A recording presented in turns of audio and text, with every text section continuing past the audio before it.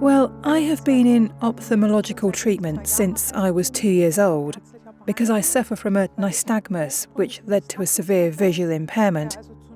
And since then, I'm wearing glasses.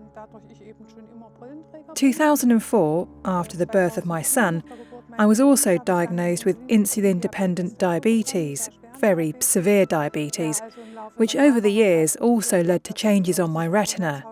And I actually noticed that in everyday working life because I could just no longer see well. Since I work in the medical field and also know the consequences, I did some research and found the practice of Dr. Duncker nearby. I presented my case with him and Dr. Duncker did some thorough diagnostics.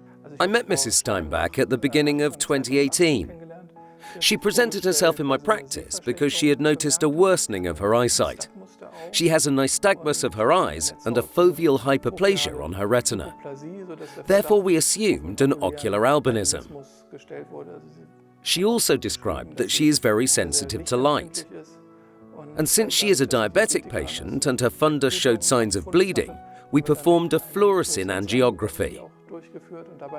It became apparent that a proliferative diabetic retinopathy had to be lasered urgently.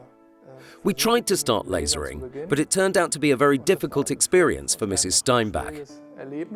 When the slit lamp of the conventional laser was switched on, I was so blinded that I could not keep my eye open. At first, my eye was watering like crazy, and then I couldn't keep it open. Dr. Duncker then had to stop over and over again because he couldn't place the laser properly, and after half an hour, we gave up. At this point, we had the idea to treat with the Navilas laser.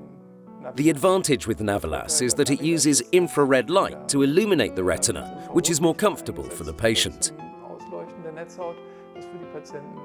First, we took a fundus photo for orientation. Then we could very precisely plan the laser spots.